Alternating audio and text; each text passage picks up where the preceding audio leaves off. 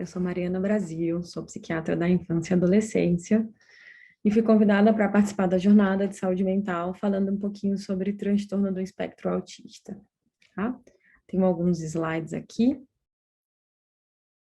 para facilitar nossa breve aula. Temos um tempinho curto para um assunto que é extenso e complexo, mas vamos fazer um panorama geral aqui, tá bom? Então, vamos falar sobre o transtorno do espectro autista.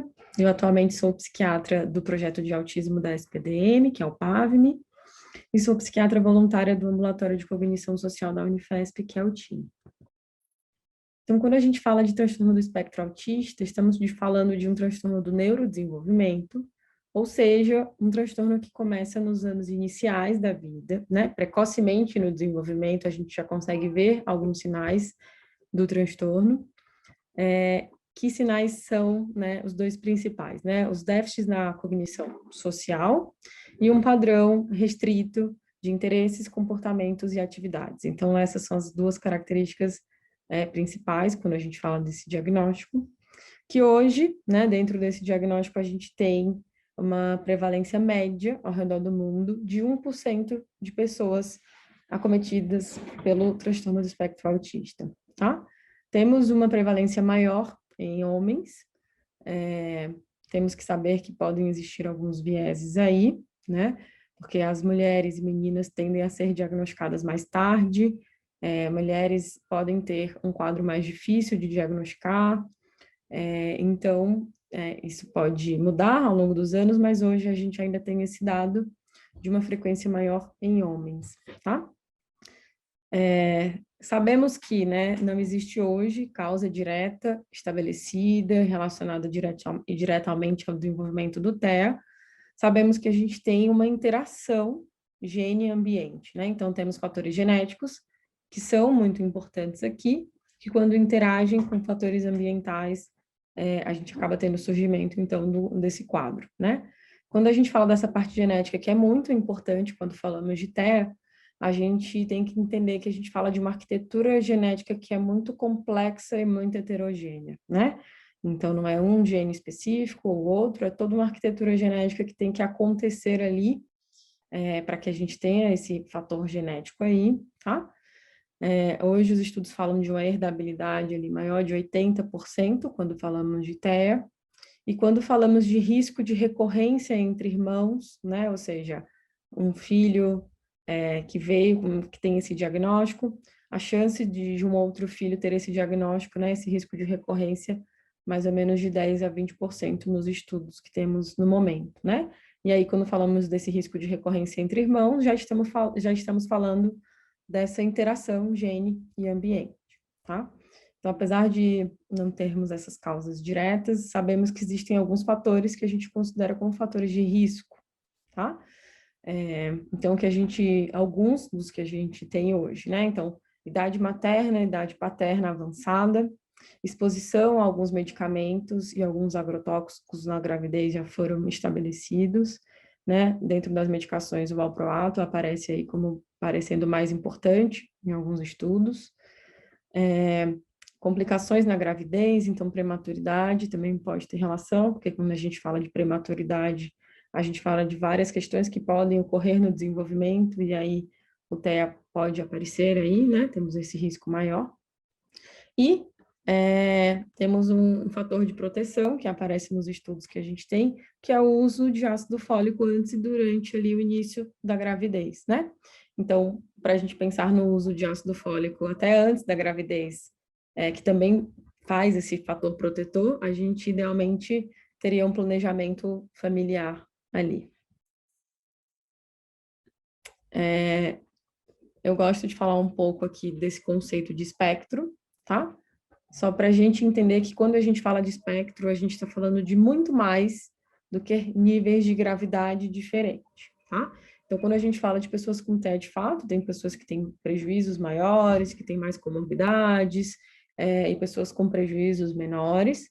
Porém, espectro significa mais do que isso, né? Então, dentro das características do transtorno, temos pessoas que vão ter mais dificuldades em algumas áreas e pessoas que vão ter poucas dificuldades nessas áreas, né? Então, as características, elas podem, de fato, aparecer diferentes, tá? Então, os critérios são o mesmo, mas a gente tem que entender que a gente está falando de pessoas diferentes e tem que entender cada uma dessas pessoas dentro da sua individualidade, tá?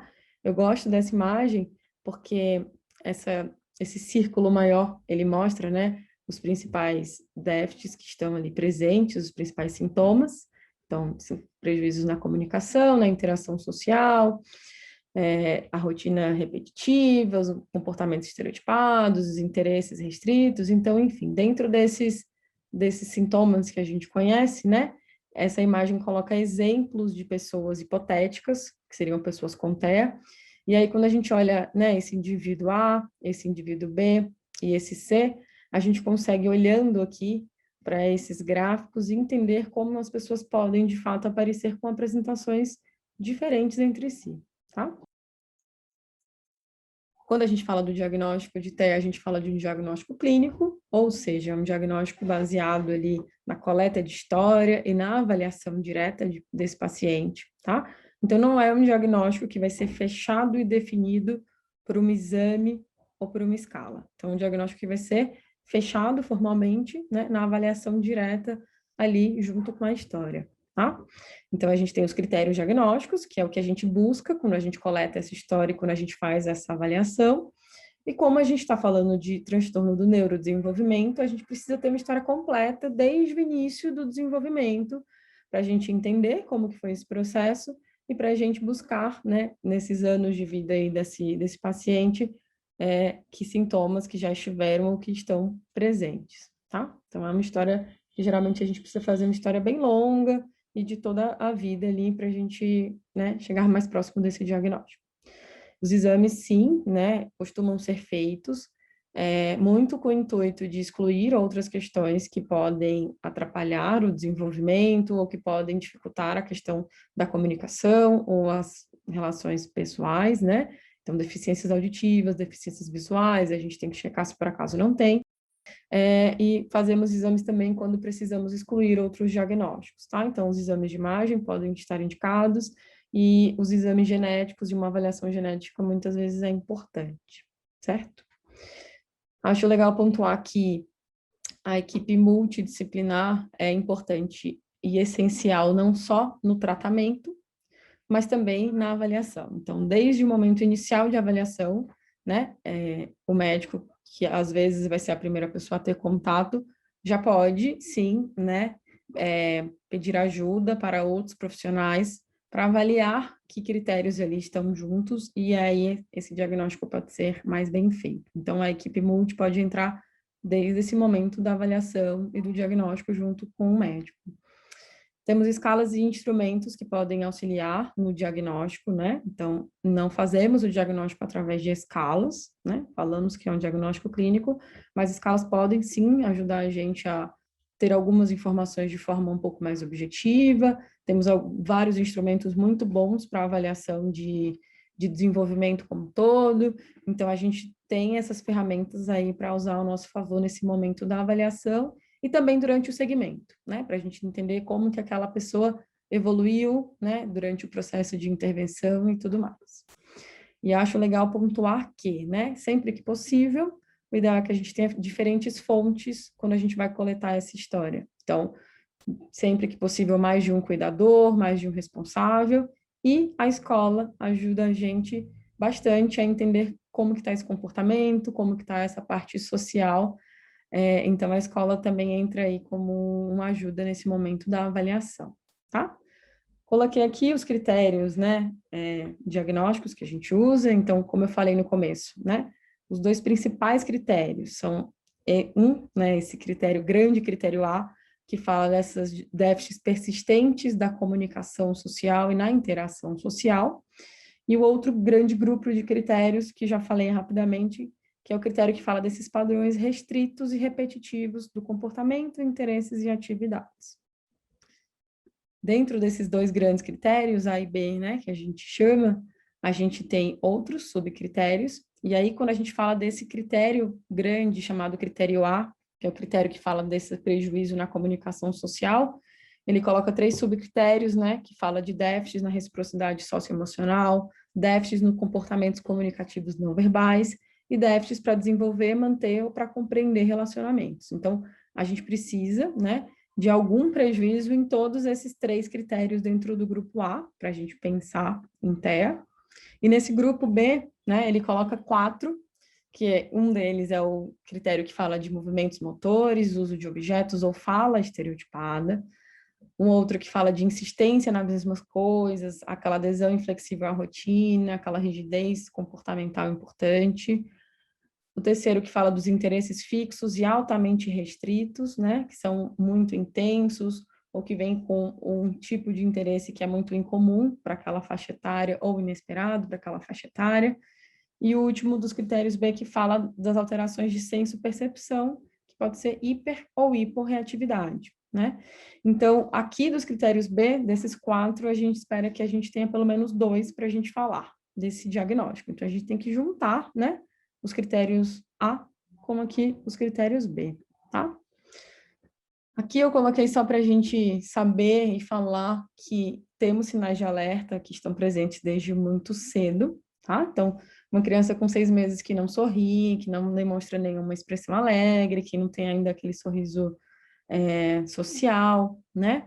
Uma criança com 18 meses que ainda não fala nenhuma palavra, então temos sim alguns sinais de alerta e que a gente precisa saber que eles existem, porque os sinais de alerta ajudam a gente a fazer um encaminhamento mais precoce para uma avaliação especializada e ajudam a gente a suspeitar, né, e aumenta a chance da gente ter um diagnóstico precoce. O diagnóstico precoce, ele é tão falado porque ele melhora o prognóstico dessas pessoas, tá? Então, é por isso que hoje se fala tanto na importância de diagnóstico precoce. Então, as primeiras experiências ali da criança têm um papel crítico no desenvolvimento do cérebro dela, e os circuitos neurais são mais plásticos durante o período inicial do desenvolvimento, principalmente até os 3 anos.